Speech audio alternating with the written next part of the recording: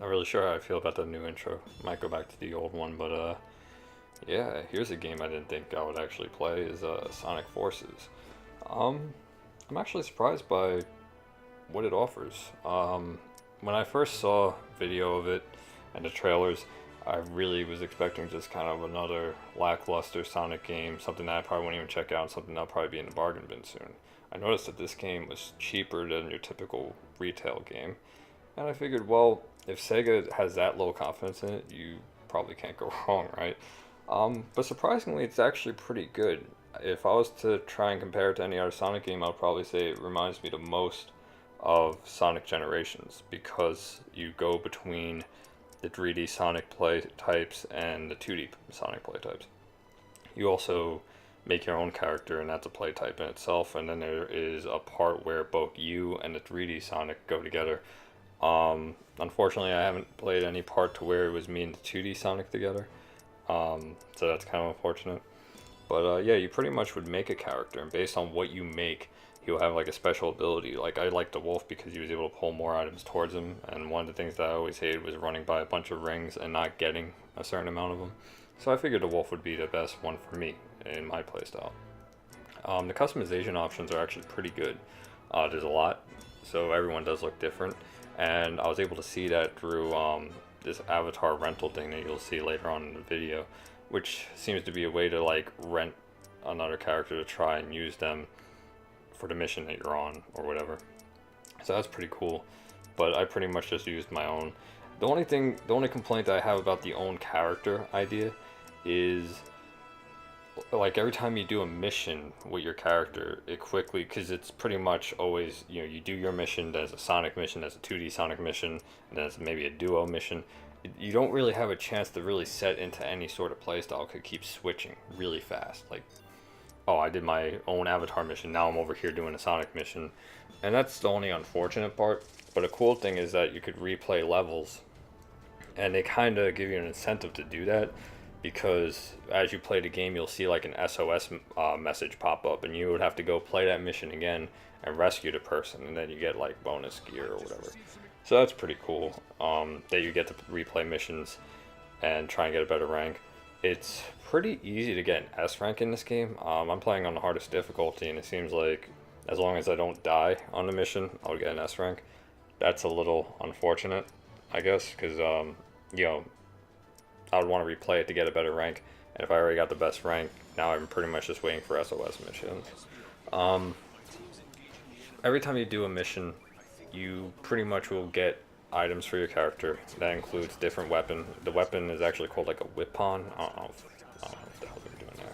But it pretty much will do different attacks. You could, like my favorite's the asteroid one, but you could also get a drill, a lightning gun, and they have different abilities. Like the one here, the flamethrower, when you would get his meter up, his triangle move would be something that makes him like basically jump higher up in the air. The asteroid one makes him levitate, so it kind of gives some interesting variety there.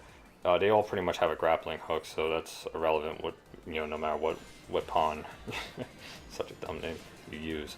So I thought that was pretty cool. That there is some customization to what your character can do. One drawback though is I wish I could have made my character do something specific. Like I would have liked to be more of a Knuckles type, just punching shit. But hey.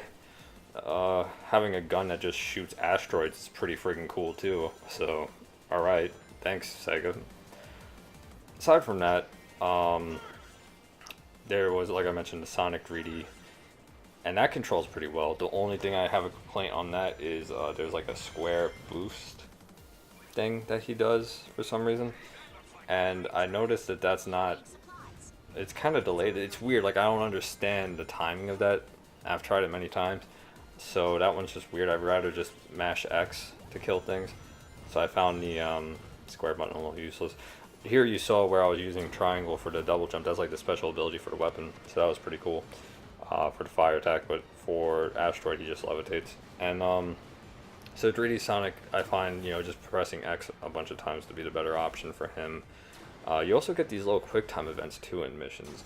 Here I messed up. You're supposed to wait for the green ring to get to a certain point, and then you get like a perfect release. I never messed it up, so I don't know if it's possible. It probably is, but you could hit it super early and it would just give you a good. If you hit it later, you'll get a great, and then you'll get the perfect and all that. I really like the customization post creating the character, because when you get more equipment, you can still change the color of your character, which you'll see later in the game is pretty important, because you actually get these like bodysuits that give you like stripes and stuff, kind of like, you know, like a zebra stripe or whatever, and you'll see that your fur could change colors. You know, it's like, well, I don't want it to be gray and black anymore, maybe I want it to be gray and blue, and you could do that. So that was pretty cool. I kind of like, I appreciate that I'm not like set on what I made. I could change it, well, almost completely. I can't change its physical features, but I can change some of the you know, colors and things. The 2D Sonic plays like 2D Sonic. He doesn't do anything super crazy. I would say, if anything, it's a little confusing to figure out which one you are sometimes. I mean, you can see before you go into the mission, but it's easy to forget. Like, I was playing a 3D Sonic thing, but it was on a 2D plane, and I forgot that I could do the jump dash, where the 2D Sonic couldn't do the jump dash. He just has like a little, you know, attack jump, kind of like Mario or whatever. So that's one complaint I have about the game switching modes so much. It's kind of like the game just wants to, you know, do a little bit of everything, but doesn't really do anything specific, you know, like specifically good, I guess. I really like the boss fights. Here's a 2D Sonic boss fight, and then after this we'll see a 3D one. There's also a avatar, like your custom avatar one as well, which I'm not going to show because that's later in the game. Seems to be a good amount of stages in the game as well. It keeps me pretty entertained, and they're short. So like, you know, you'll see like stage 20 or whatever, and you're like, oh man, I'm up to 20 stages, but you look, they're like 2 minutes a pop. So I mean, they're fun. They're good to pick up and play a little bit. Honestly, I would actually have to recommend this more for the Switch than any of the actual sit-down at-home consoles, because first of all, this game is amazing quality for the Switch. You know, to be portable, you get a Sonic game like this. I don't know what it's going to do to the battery, but you know, the game is really fun, and the missions are short, so you can play a few stages and see what's up, and then if you have to do something because you're on the go, just turn that shit off. So that's pretty cool. I definitely would recommend it for the Switch. I think it's really smart of them to put it on the Switch. But it does make a good at-home console game as well. I mean, if you're a Sonic fan, of course, I would highly recommend it for those Sonic fans. But overall, like, how did I like it? I mean, mind you, I'm not like a super big Sonic fan. Like, I love Sonic to a degree. I remember playing Sonic Adventure when I was a kid, but that's the thing. I was playing when I was a kid. When, you know, as I got older, I haven't kept up with the Sonic games, and I've known that their quality has dropped a good bit. I like Generations, that was a good one, but I didn't play like Sonic Boom or any of those weird things. But considering that Sonic Generations was a good one, I feel like this is kind of following that. They even make some jokes about Sonic Generations in here, which I kind of appreciate. But overall, it's a solid game. What would I give it? Maybe an 8 out of 10. But for Sonic games, I'll give it a 9 out of 10. 10 out of 10 being whatever your favorite is. This is right behind it.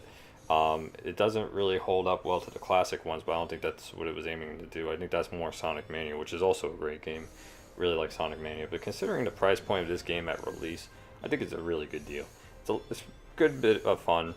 You know, the dialogue's a little weird, but, you know, hey, it's not Sonic 06 dialogue or cutscenes. There's no bugs. I haven't ran into anything crazy, glitchy, or whatever.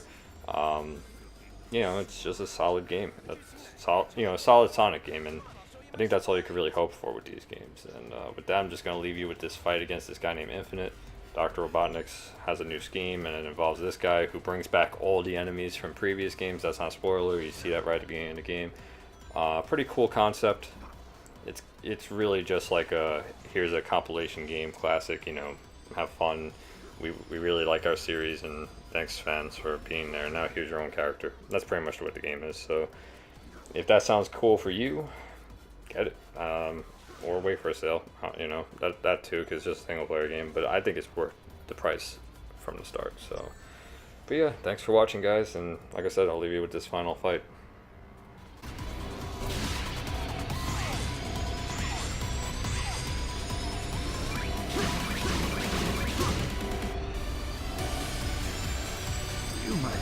Fighting than the other rebel. Let's see how many seconds you last. Payback time at last!